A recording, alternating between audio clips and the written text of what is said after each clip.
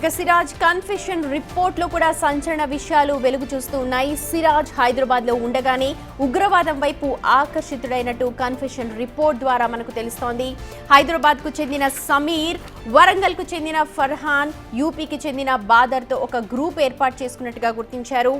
Zakir Naik, Israr Ahmed, Sheikh Yakub Jamali, Sheikh Javed Rabbani ప్రసంగాలతో Siraj group ప్రభావితమైనట్టుగా తెలుస్తోంది. ఆహిం పేరుతో ఓ radical సంస్థను కూడా ఏర్పాటు చేసుకున్న సిరాజ్ గ్రూప్ ముంబైలోని మత కార్యక్రమాల్లో మరికొంతమందితో పరిచయం పెంచుకున్నాడు. బీహార్కు చెందిన అబుతలేం అలియాస్ అబు ముసాబ్ సూచనలతో కార్యకలాపాలు నిర్వహించేవాడుగా తెలుస్తోంది. భారత్ను ఇస్లాం దేశంగా మార్చాలి అన్నది ప్లాన్గా తేల్చారు. ఇక అబు సూచనలతో తక్కువ ఖర్చుతో ఐఈడీ బాంబుల తయారీకి ప్రయత్నాలు మొదలుపెట్టారు. అవసరమైతే ప్రాణత్యాగం చేయడానికి కూడా సిద్ధమయ్యానని సిరాజ్ తన కన్ఫెషన్ రిపోర్ట్లో తెలిపాడు. ప్రస్తుతం అవే రిపోర్ట్కి సంబంధించినవి అన్ని బిగ్ టీవీ స్క్రీన్ మీద మీరు చూస్తున్నారు. ఒమన్లో పనిచేస్తోన్న హైదరాబాద్ వాసి ఇమ్రాన్ సిరాజ్కు బాంబుల తయారీకి అవసరమైన డబ్బులు అందించాడని కూడా అందులో చెప్పారు.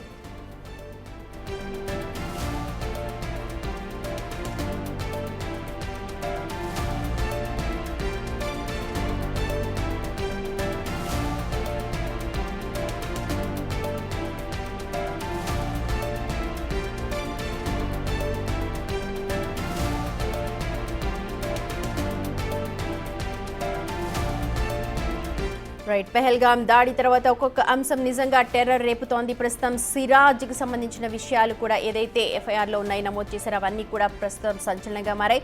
ఇదే విషయం మీద అనాలిసిస్ చేయడానికి మా ఎగ్జిక్యూటివ్ ఎడిటర్ అశోక్ ప్రస్తుతం మనతో జాయిన్ అవుతున్నారు. అశోక్, ప్రపంచంలో కావచ్చు లేకపోతే ఎక్కడ ఏ ఉగ్ర దాడి జరిగినా దాని మూలాలు హైదరాబాద్కి ఉంటాయి అని చెప్పి మరోసారి రుజువైంది. ఇది ఎంతవరకు కరెక్ట్ అంటారు?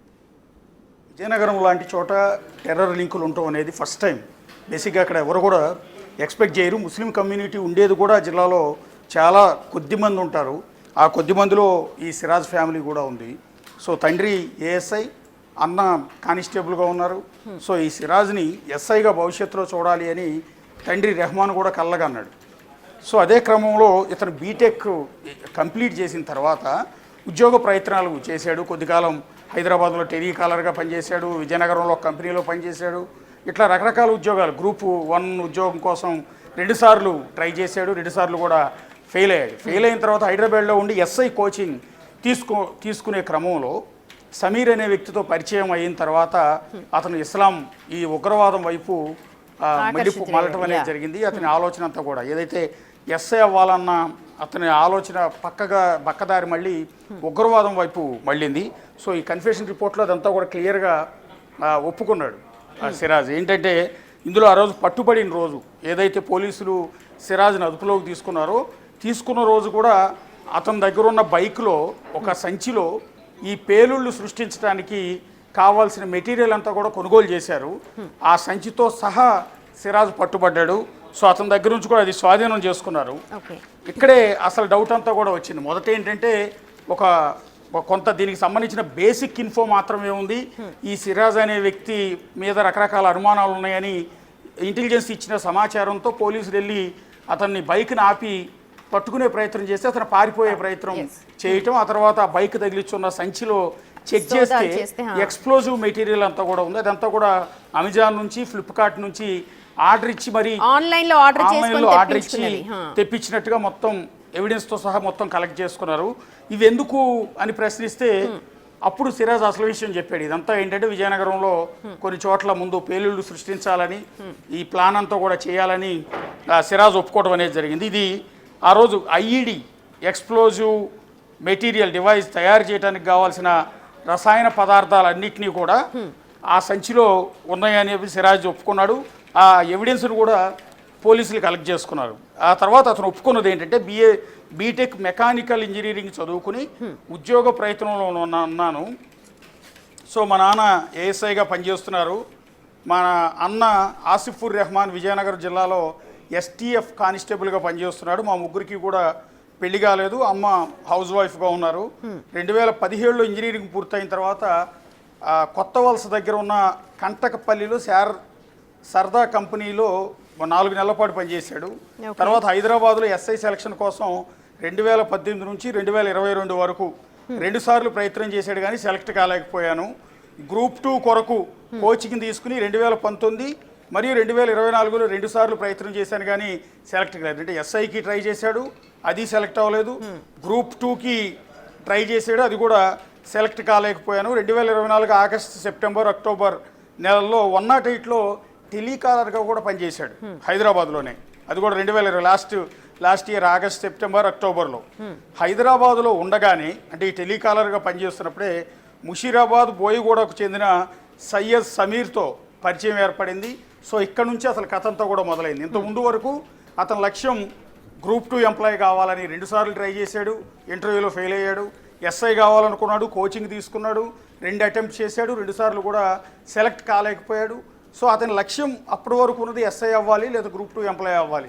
ఎప్పుడైతే సమీర్ పరిచయం అయ్యాడో టెలికాలర్గా 108లో పనిచేశాడు. అది కూడా ఇతను టెలికాలర్గా 108లో పనిచేస్తున్నప్పుడే ఈ సమీర్ అనే వ్యక్తి పరిచయం అయ్యాడు. సమీర్ అనే వ్యక్తి పరిచయం అయిన తర్వాత ఇతని లైఫ్ కంప్లీట్ మారిపోయింది, ఉగ్రవాదం వైపు మళ్ళింది. ఇందులో రాసిన దాంట్లో చాలా వెరీ వెరీ ఇంట్రెస్టింగ్గా చెప్పాడు. ఎందుకు ఉగ్రవాదం వైపు యూత్ మళ్ళుతున్నారు, వాళ్ళ జీవితాలు నాశనం చేసుకుంటూ ఉన్నారు అనేది ఇక్కడ మనకి సిరాజ్ జీవితాన్ని చూస్తే చాలా స్పష్టంగా అర్థమవుతుంది. సమీర్ ఓకే, గ్రూప్ 2 హైదరాబాద్లో ఉండగా ముషీరాబాద్ బోయిగూడకు చెందిన సయ్యద్ సమీర్తో పరిచయం ఏర్పడింది. సమీర్తో పాటు వరంగల్కు చెందిన ఫరాన్ మొయిద్దీన్ మరియు ఉత్తరప్రదేశ్కు చెందిన బదర్తో కూడా పరిచయం ఏర్పడి ఖిలాఫత్ మరియు జిహాదీ విషయాల గురించి చర్చించుకోవడం. ఒక సమీర్ మాత్రమే కాదు, వరంగల్కి సంబంధించిన ఫరాన్ మొహమ్మద్దీన్ కావచ్చు, వీళ్ళందరూ కలిసి ఒక రూమ్లో ఉండేవాళ్ళు. ఆ రూమ్లో వీళ్ళు రకరకాల అంశాల గురించి డిస్కస్ చేసేవాళ్ళు. ఒకటి ఖిలాఫత్ గురించి అండ్ జిహాదీ విషయాల గురించి డిస్కస్ చేసుకునేవాళ్ళం.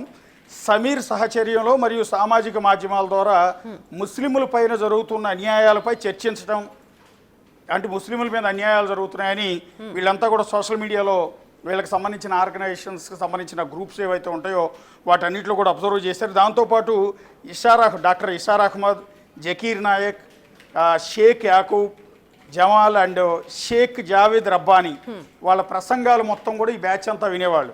వాళ్ళ ప్రసంగాల ద్వారా నాలో ఉన్న మతోన్మాదం తీవ్ర రూపం దాల్చింది అనేది కన్ఫెషన్ రిపోర్ట్లో ఒప్పుకున్నాడు. ఒకటి ఇక్కడ ప్రస్తావించాల్సింది ఏంటంటే, ఏదైతే ఇండియా బ్యాన్ చేసిందో జకీర్ నాయక్ లాంటి వాళ్ళ ప్రసంగాలకు ప్రభావితమై ఈ సిరాజ్ అనే వ్యక్తి ఉగ్రవాదం వైపు, ఇస్లాం రాజ్య స్థాపన లక్ష్యంగా ఈ ఉగ్రవాదం వైపు మళ్ళాడు అనేది దీన్ని బట్టి చాలా స్పష్టంగా అర్థమవుతుంది. ఇంకోటి ఏంటంటే, ఇందులో రాసింది మా ఆలోచనలో భాగంగా ముస్లింలకు బిఎల్టీ అంటే భగవా లవ్ ట్రాప్ ద్వారా ముస్లిమేతరులు అంటే వేరే మతాలకు సంబంధించిన వాళ్ళు ముస్లిం స్త్రీలను ప్రేమించి పెళ్లి చేసుకోకుండా మోసగిస్తున్నారు.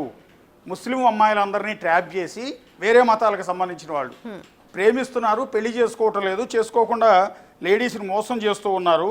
భగవా లవ్ ట్రాప్ ద్వారా ముస్లిమేతరులు ముస్లిం స్త్రీలను ప్రేమించి పెళ్లి చేసుకోకుండా మోసం చేస్తున్నారని, అటువంటి మోసాలకు ముస్లిం స్త్రీలు గురి కాకుండా రక్షింపబడేందుకు అహిం అంటే అల్ హింద్ ఇతిహాదుల్ ముస్లిమీన్ అనే పేరుతో గ్రూపులు దేశవ్యాప్తంగా ఏర్పాటు చేసి అవగాహన కల్పిస్తూ యువతను మతోన్మాదం వైపు మొగ్గు చూపే విధంగా చేయుచున్నాను. దానిలో భాగంగా 2024 నవంబర్ 22వ తేదీన ముంబైకి వెళ్ళి 8 నుండి 10 మందితో కలిసి హక్ ఇండియాలో లైవ్ సెషన్కు prime mall shopping mall Andheri Mumbai మహారాష్ట్రలో హాజరయ్యాడు. అక్కడ ఒక మీటింగ్ జరిగింది, లైవ్ సెషన్ జరిగింది. ఆ లైవ్ సెషన్కి ఈ ఉగ్రవాదానికి సంబంధించిన సమావేశానికి ఇతను అటెండ్ అయ్యాడు. అందులో నాతో పాటు Adnan Qureshi, Dilshan and Mohsin Sheikh, Jasper Aman and Fahad Amir అన్సారీలు కూడా హాజరయ్యారు. తర్వాత రోజు ఒక వ్యక్తితో కలిసి మతానికి సంబంధించిన అనేక విషయాలు చర్చించాము. తర్వాత షహబాజ్ మరియు జీషన్లు కలవటానికి జనవరి 26వ తేదీ 2025 ఈ సంవత్సరం బయలుదేరి ఢిల్లీ వెళ్ళారు. కానీ వారు అందుబాటులో లేకపోవడంతో కలవలేకపోయాను. వాళ్ళు షహబాజ్ విదేశాలకు వెళ్ళిపోయాడు. తర్వాత రోజు మండోలీకి వెళ్ళి సల్మాన్ అనే వ్యక్తిని కలిసి ఎయిర్ ప్లాంటేషన్కి మందు తీసుకుని తిరిగి హైదరాబాద్ చేరుకున్నాను. ఓకే, ఇక్కడ నుంచి ఇంపార్టెంట్ ఏంటంటే, ఇతర కలవాలనుకున్న వాళ్ళకి ఈ కేసుకి ఏంటి సంబంధం అనేది చూడాల్సి ఉంటుంది. ఇందులో షహబాజ్ అనే వ్యక్తి గురించి ప్రధానంగా ప్రస్తావించాడు. అతను విదేశాలకు వెళ్ళిపోయాడు. సో ఇప్పుడు ఎన్ఐఏ అతను కూడా ఆరా తీసే అవకాశం ఉంటుంది. తర్వాత ఇంకొక జీషన్ అనే వ్యక్తిని కలవటానికి వెళ్ళారు. అయితే ఇక్కడ అశోక్ నార్మల్ గా ఇందాక నేను అడిగాను, హైదరాబాద్ లింకులు ఖచ్చితంగా ఉంటాయి ఎక్కడ ఉగ్రదాడి జరిగినా, కానీ ఇప్పుడు ఇక్కడ విజయనగరాన్ని ఎంచుకోవడానికి గల కారణం ఎవరికి డౌట్ రాదు. విజయనగరానికి సంబంధం లేదు. నిజం చెప్పాలి అంటే విజయనగరానికి సంబంధించిన వ్యక్తి హైదరాబాదులో గ్రూప్ 2 కోసమో లేకపోతే ఎస్ఐ కోచింగ్ కోసమో హైదరాబాద్ వచ్చి ఇక్కడ కొంతమంది ముస్లిం వ్యక్తులతో పరిచయాలు పెంచుకుని అలా ఉగ్రవాదం వైపు వెళ్ళాడు. ఇక్కడ లింక్ అంతా కూడా మళ్ళీ హైదరాబాద్తోనే ఉంది. హైదరాబాద్లో ఉగ్రవాద ప్రేరేపిత సంస్థల ప్రతినిధులతో ఇతను సంబంధాలు పెట్టుకున్న తర్వాత ఇతను ఉగ్రవాదిగా మారాడు. అంతే తప్ప డైరెక్ట్గా విజయనగరానికి దీనికి డైరెక్ట్ లింక్ లేదు. కేవలం విజయనగరానికి సంబంధించిన వాడు అనేది మాత్రం ఇక్కడ ఇంపార్టెంట్. కాకపోతే అతని తండ్రి ఏఎస్ఐగా ఉన్నాడు, అన్న కానిస్టేబుల్గా ఉన్నాడు. సో ఏఎస్ఐగా ఉన్న తండ్రికి తన కొడుకు ఏం చేస్తున్నాడు కనీసం ఐడియా ఉండదు. ఒక పోలీస్ స్టేషన్ ఎస్ఐగా పనిచేస్తున్న వ్యక్తికి అనుమానమైన రావాలిగా. తన కొడుకుకి అకౌంట్ లో కూడా భారీ డబ్బులు ఉన్నాయి, అకౌంట్ లో అంత భారీ డబ్బు ఎక్కడి నుంచి వస్తుంది అని చెప్పి డబ్బులు ఎంత వస్తుంది, కొడుకు లగ్జరీగా బతుకుతున్నాడా లేదా, ఎవరెవరితో ఫోన్ లో మాట్లాడుతున్నాడా అనేది కనీసం అనుమానం వస్తుంది సొంత కొడుకు మీద. ఆ ఎస్ఐకి ఎందుకు రాలేదు అనేది ఇక్కడ డౌట్ ఉంది. ఇంకోటి ఏంటంటే కొడుకు చేస్తున్న ఈ పనిని తండ్రి అన్న కూడా సపోర్ట్ చేశారా అనే అనుమానాలు కూడా రైజ్ అవుతున్నాయి. ఎందుకంటే తండ్రిని వాళ్ళ బ్రదర్ని ఇద్దరిని కూడా ప్రస్తుతం పోలీస్ స్టేషన్లోంచి అన్నయ్య వాళ్ళు కోచింగ్ చేస్తూ ఉన్నారు. సో ఇక్కడ మనం చూడాల్సింది ఏంటంటే సౌదీలో ఉన్న బీహార్కు చెందిన అబు ముసాబ్ అనే వ్యక్తి సూచనల మేరకు నేను సమీర్లు కలిసి గజ్వా ఈ హింద్ తీసుకురావాలని అతనితో తరచూ సిగ్నల్ యాప్ ద్వారా మాట్లాడుతూ జిహాదీ చర్యల వైపు ఆకర్షితులమై ముస్లిమేతరుల దాడుల నుంచి తప్పించుకుని మరియు వారిపై దాడి చేయడానికి తక్కువ ఖర్చుతో రసాయన పదార్థాలు ఉపయోగించి ఐఈడి బాంబులు తయారు చేయాలని నిర్ణయించుకున్నాము. ఇక్కడ ఇంపార్టెంట్ గజ్వా ఈ హింద్ తీసుకురావాలి అనేది ఒక లక్ష్యం అయితే, రెండు ముస్లిమేతరుల దాడుల నుంచి, వేరే మతాలకు సంబంధించిన వాళ్ళు ముస్లింల మీద చేస్తున్న దాడుల నుంచి మన వాళ్ళని కాపాడాలన్న లక్ష్యంతో వీళ్ళు కొన్ని పేలుళ్లు సృష్టించాలి, అది కూడా తక్కువ ఖర్చుతో ఐఈడి బాంబులు తయారు చేయాలని డిసైడ్ అయ్యారు. మేమిద్దరం ఈ దేశాన్ని ఇస్లాం దేశంగా మార్చడానికి యువతను మతోన్మాదం వైపు మరల్చడంతో పాటు జిహాదీ చర్యల్లో భాగంగా అవసరమైతే మా ప్రాణం త్యాగం చేయాలని నిర్ణయించుకున్నాం. ఇది అతి ముఖ్యమైంది.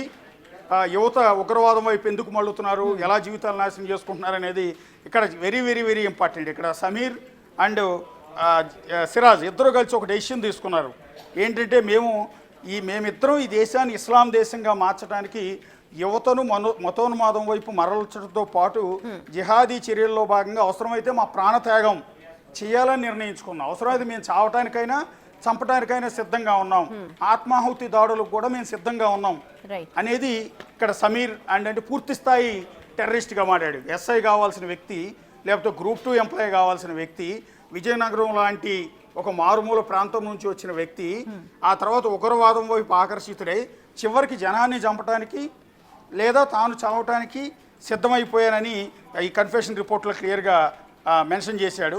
అయితే ఇక్కడ ఇంకొక ఇంట్రెస్టింగ్ పాయింట్ అశోక్, ఇప్పుడు ఏదైతే ఆన్లైన్లో ఆర్డర్ చేశాడో ఆ లిస్ట్ కనుక చూస్తే అన్ని కూడా 200, 300, 500 రూపాయలు, కానీ వాటన్నిటిని కలిపితే ఒక పెద్ద బాంబ్ తయారు చేయొచ్చు, లేకపోతే అలాంటివి ఉన్నాయి. ఆన్లైన్లో ఇవన్నీ కూడా దొరుకుతాయి. ఆన్లైన్లో ఫ్లిప్కార్ట్లో అమెజాన్లో కూడా పెద్ద పేలుడు సృష్టించే ఐఈడి బాంబులు తయారు చేసే మెటీరియల్ కూడా ఆర్డర్లో పెట్టుకుని వాటితో తయారు చేయొచ్చు అనేది ఫస్ట్ టైం ఐడియా ఉంది. టెర్రరిస్టులు ఎక్స్ప్లోజివ్ మెటీరియల్ కొనుగోలు చేయడానికి ఆన్లైన్ ప్లాట్ఫామ్లు అయిన అమెజాన్, ఫ్లిప్కార్ట్లో వాడుతున్నారు అనేది చాలా క్లియర్గా ఉంది. కాబట్టి ఈ ఎక్స్ప్లోజివ్ మెటీరియల్స్ని ఇకపైనైనా ఈ అమెజాన్, ఫ్లిప్కార్ట్లో దొరకకుండా చేస్తే కాస్త కూస్తో కంట్రోల్ అయ్యే అవకాశం ఉంటుంది. ఎంత విజయనగరంలో ఉన్న ఈ వ్యక్తి విజయనగరం అడ్రస్కి అమెజాన్లో, ఫ్లిప్కార్ట్లో పెట్టి ఏ మెటీరియల్ పెట్టుకున్నాడంటే, ఇక్కడ మనం ఒకసారి చూస్తే ఒమన్లో ఉంటున్న హైదరాబాద్కు చెందిన ఇమాన్ అక్రమ్ అనే వ్యక్తి ద్వారా వారి ద్వారా 3,000 రూపాయలు ఎక్స్ప్లోజివ్ ఖర్చుల నిమిత్తం పంపగా వాటిని నేను సమీర్కి పంపాను. ఎక్కడో ఒమన్లో ఉన్న వ్యక్తి ఎక్స్ప్లోజివ్ మెటీరియల్ కొనడానికి 3,000 రూపాయల అమౌంట్ పంపించాడు. ఎక్స్ప్లోజివ్ తయారీకి ఇంకేమైనా డబ్బులు అవసరమైతే మాకు పంపుతానని ఇమ్రాన్ అక్రమ్ చెప్పాడు. అంటే ఒమన్ నుంచి ఇక్కడికి ప్లానింగ్ అంతా, ఆపరేషన్ అంతా జరుగుతుంది. ఒమన్ నుంచి డైరెక్షన్ వస్తుంది. సో ఎక్స్ప్లోజివ్ మెటీరియల్ కావాల్సిన డబ్బులన్నీ కూడా నేను ఇస్తానని ఇమ్రాన్ అక్రమ్ ఒమన్ నుంచి చెప్పాడు. మా యొక్క పథకం ప్రకారం ఆన్లైన్లో ammonium nitrate, sulphur, aluminium powder మరియు మైక్రో ఎలక్ట్రానిక్ వేయింగ్ మిషన్లను ఏప్రిల్ నెలలో కొనుగోలు చేశారు. ఈ సంవత్సరం ఏప్రిల్లో, అంటే 2 నెలల క్రితం. 2 నెలలు కూడా కాదు, గత నెలలోనే. గత నెలలోనే మా యొక్క పథకం ప్రకారం ammonia nitrate, sulphur, aluminium powder and micro electronic weighing machine and బరువు దూసే మిషన్ కూడా ఏప్రిల్ నెలలో కొనుగోలు చేశాము. ఈరోజు దీపావళి మందుగుండు సామాగ్రి 1 కేఎల్పురం విజయనగరంలో మరియు కేపీ టెంపుల్ ఏరియాలోని ప్లంబింగ్ షాప్లో 3 అంగుళాల వ్యాసం ఉన్న 1 అడుగు పొడవున్న పీవీసీ పైప్ ముక్క అంటే ఐఈడి బాంబు తయారు చేయడానికి కావాల్సింది, 2 పీవీసీ క్లోజింగ్ క్యాప్లు అంటే పీవీసీ పైప్ అటుపక్క ఇటుపక్క క్లోజ్ చేసే క్యాప్లు, యాక్సా బ్లేడ్ అంటే దాన్ని కట్ చేయడం కోసం అండ్ పీవీసీ గమ్ము కొనుగోలు చేశాము. అండ్ ఎక్స్ప్లోజివ్ మెటీరియల్ అంతా కూడా ఆ పీవీసీ పైప్లో నింపి దాన్ని పేలుడు సృష్టించడానికి కావాల్సిన ఐఈడి బాంబుని తయారు చేస్తున్నారు. ఒక విధంగా ఇది పీవీసీ బాంబు, ఇది ఐఈడిలోనే పీవీసీ బాంబు తయారు చేయాలనుకున్నారు. ఈరోజు సాయంకాలం నా దగ్గర ఉన్న ఆన్లైన్లో తెప్పించిన రసాయన పదార్థాలు, ఈరోజు కొన్న దీపావళి మందుగుండు సామాగ్రి, పీవీసీ సామాన్లు, యాక్సా బ్లేడు మరియు పీవీసీ గమ్ములను బట్టల సంచిలో పెట్టుకుని నా మోటార్ సైకిల్ మీద బయలుదేరి ఈ ప్రదేశానికి ఐఈడి తయారు చేసి ఏదైనా జనసంచారం ఎక్కువగా ఉన్న ప్రదేశంలో పేల్చి ఎక్కువ మంది ముస్లిమేతరులను చంపాలన్న ఉద్దేశంతో ఐఈడి తయారు చేయటకు ఇది సరైన ప్రదేశం అని ఇక్కడికి వచ్చాము.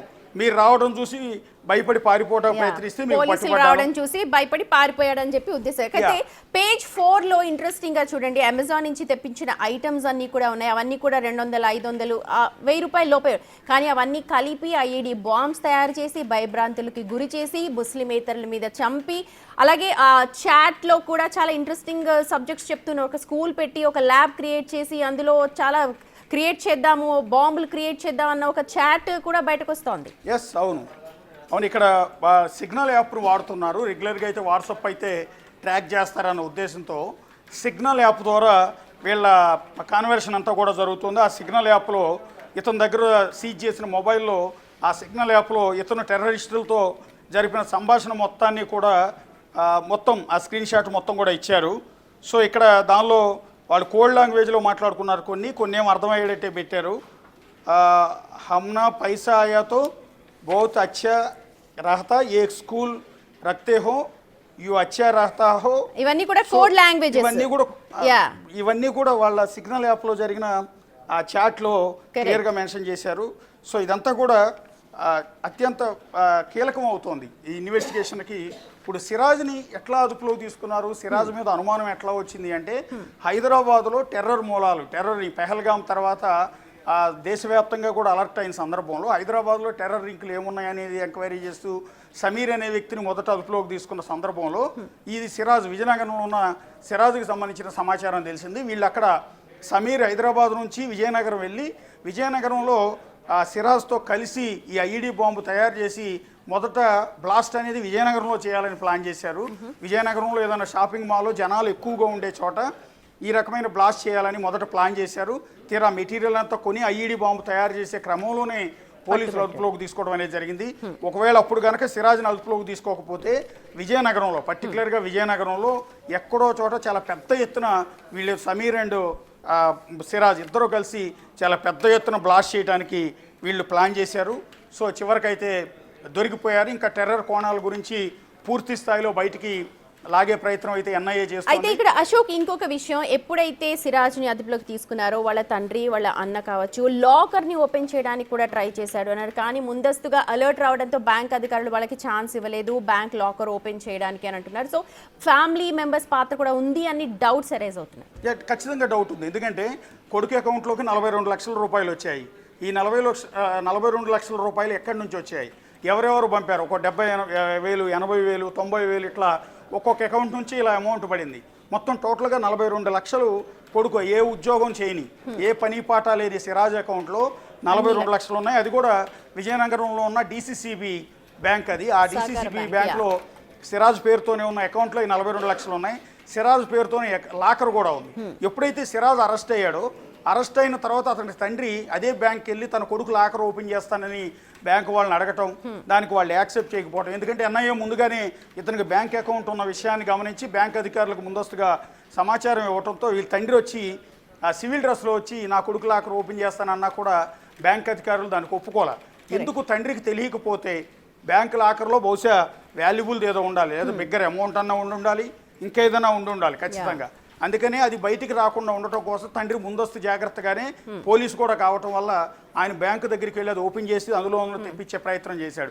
ఒకవేళ తండ్రికి ఏ సంబంధం లేకపోతే అతను ఎందుకు వెళ్లాల్సిన అవసరం ఉండేది కాదు, లాకర్ తెరవాల్సిన అవసరం అంతకన్నా ఉండేది కాదు.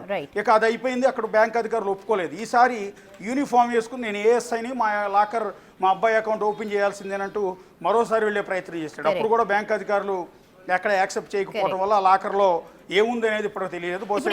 మొత్తం ఇన్సిడెంట్స్ లో 2-3 ఇష్యూస్ బయటకు వస్తున్నాయి అశోక్. ఇప్పుడు బ్యాంక్స్ లో అంత భారీ అమౌంట్ ఉంటే ఒక సహకార బ్యాంక్ లో అంత అమౌంట్ ఎలాగ పెట్టుకున్నారు, ఎక్కడి నుంచి వస్తున్నాయి అన్నది ఒకటి.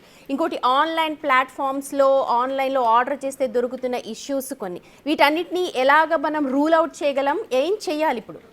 ఎస్, అది ఇదొక గుణపాఠం. ఆన్లైన్లో చిన్న చిన్న మెటీరియల్ తెప్పించి వాటన్నిటితో కూడా జనాల ప్రాణాలు తీసే ఐఈడి బాంబులు తయారు చేయడానికి కావాల్సిన మెటీరియల్ అంతా అమెజాన్, ఫ్లిప్కార్ట్లో దొరుకుతుంది అంటే నిజంగా ఆశ్చర్యం. అది కూడా చాలా తక్కువ అమౌంట్లో, చాలా చాలా తక్కువ అమౌంట్లో 3,000 రూపాయలు కనీసం ఒక 300 మందిని చంపడానికి కావాల్సిన ఎక్స్ప్లోజివ్ తయారు చేయడానికి కావాల్సిన మెటీరియల్ అంతా కూడా ఆన్లైన్లో ఇతను ఆర్డర్ పెట్టాడు. ఎందుకంటే హైదరాబాద్లో ఉన్నప్పుడు ఈ సమీర్తో కావచ్చు, ఈ మిగిలిన 4-5 కలిసి ఈ జిహాద్ వైపు మొత్తం డిస్కస్ చేస్తూ ఈ బాంబులను ఎట్లా తయారు చేయాలి, ఏ ఎక్స్ప్లోజివ్తో తయారు చేయాలన్నది మొత్తం నేర్చుకున్నట్టున్నాడు. ఆ అవగాహనతోనే సమీర్ అండ్ సిరాజ్ కలిసి ఆన్లైన్లో ఈ మెటీరియల్ అనేది ఆర్డర్ పెట్టడం అనేది జరిగింది. చాలా చాలా తక్కువ అమౌంట్ ఎంతంటే ఇందులో ఒకసారి మనం అల్యూమినియం పౌడర్ ఒకసారి చూస్తే 250 గ్రాములు, కేవలం 249 రూపాయలు. 249 రూపాయలతో అల్యూమినియం పౌడర్ ఆర్డర్ పెట్టాడు. అది కూడా ఎక్స్ప్లోజివ్ తయారు చేయడం కోసం, ఐఈడి బాంబు తయారు చేయడం కోసం. అట్లాగే తర్వాత పొటాషియం నైట్రేట్ ప్యాకెట్, ఇది చూస్తే ఐషమ్ కంపెనీ నుంచి అర కేజీ 500 గ్రాములు 535 రూపాయలతో కొన్నాడు. తర్వాత అమెజాన్ నుంచి ఆర్డర్ పెట్టాడు. సో ఇట్లా చెప్పుకుంటూ పోతే ప్రతి ఒక్కటి కూడా సల్ఫర్ పౌడర్ కూడా అమెజాన్ నుంచి అర కేజీ కొన్నాడు, కేవలం 299 రూపాయలు మాత్రమే. సో ఇట్లా ప్రతి మెటీరియల్ కూడా 500-250 రూపాయలు మాత్రమే ఉన్నాయి. వీటితో అంటే దాదాపు ఒక 3,000 రూపాయలతో 300 మందిని కనీసం చెప్పగలిగే ఐఈడి బాంబు తయారు చేయడానికి కావాల్సిన మెటీరియల్ అంతా అమెజాన్ అండ్ ఫ్లిప్కార్ట్లో సిరాజ్ కొనుగోలు చేశాడు. అంటే దీని గురించి పూర్తి స్థాయి అవగాహన, ట్రైనింగ్ అంతా కూడా హైదరాబాద్లో పోస్తే జరిగి ఉండాలి. లేదా ఇతను ఏమైనా వేరే దేశాలకు వెళ్ళి శిక్షణ పొందొచ్చాడు, అది కూడా చెక్ చేయాల్సి ఉంటుంది. సో ఈ ఎక్స్ప్లోజివ్ మెటీరియల్ అంతా కూడా తెప్పించి పెద్ద ఎత్తున పేలుడు అది హైదరాబాద్లో కాదు, ఫస్ట్ పేలుడు విజయనగరంలో చేయాలనుకున్నారు. సో అలాంటి ప్రశాంతతకు మారుపేరైన విజయనగరం లాంటి ఆ ఉత్తరాంధ్ర జిల్లాలో ఒక పెద్ద పెను ప్రమాదం తప్పింది. ఒక విధంగా చెప్పాలంటే 1-2 రోజులు ఆగి ఉంటే ఈ బాంబు తయారు చేసి ఉండేవాళ్ళు, దాన్ని అక్కడ టెస్ట్ చేసి ఉండేవాళ్ళు. సో ఒక దారుణం జరిగి ఉండేది. సో ఇది ఊహించడానికి కూడా చాలా భయంకరంగా ఉంది. ఇప్పుడు తండ్రి అన్న పాత్ర మీద పోలీసులు అయితే దర్యాప్తు చేస్తున్నారు. Right Ashok, thank you so much for the analysis. మొత్తానికి సిరాజ్ కన్ఫెషన్ లెటర్లో చాలా భయంకరమైన విషయాలు వెలుగు చూస్తున్నాయి.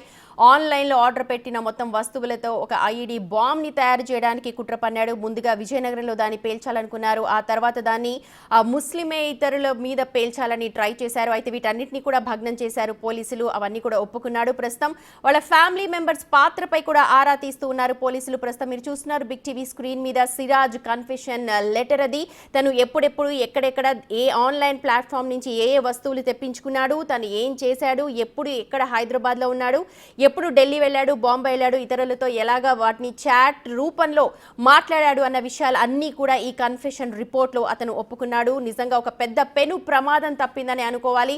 ఇప్పుడు ప్రతి ఒక్కరు ఆన్లైన్ ప్లాట్ఫామ్ వాడేవాళ్ళు ప్రతి ఒక్కరు కూడా అలర్ట్గా ఉండాలి. అలాగే అమెజాన్ కావచ్చు, ఫ్లిప్కార్ట్ కావచ్చు, వీటన్నిటి కూడా బాధ్యతాయుతంగా ప్రవర్తించాల్సిన అవసరం కనిపిస్తోంది. ఎవరు ఏ ఆర్డర్ చేస్తున్నారు, దేనికి వాడుతున్నారు అన్నది చెక్ చేయడం కష్టమైనప్పటికీ కూడా తరచుగా ఆర్డర్స్ పెడుతున్నది ఎవరు అన్న దాని మీద ఒక ఫోకస్ పెట్టాల్సిన అవసరం అయితే కనిపిస్తోంది. ప్రస్తుతం యూట్యూబర్స్ మీద కూడా ఫోకస్ పెడుతూ ఉన్నారు. అలాగే ఇప్పుడు ఆన్లైన్ ప్లాట్ఫామ్ ఎక్కువగా యూజ్ చేసే వాళ్ళ మీద కూడా ఫోకస్ పెట్టాల్సిన అవసరం కనిపిస్తోంది. దేశ భద్రత ముందు ఇవన్నీ కూడా చాలా చిన్నవే. నిజంగా ఫోకస్ పెట్టాల్సిన అవసరం అయితే ఖచ్చితంగా ఉంది.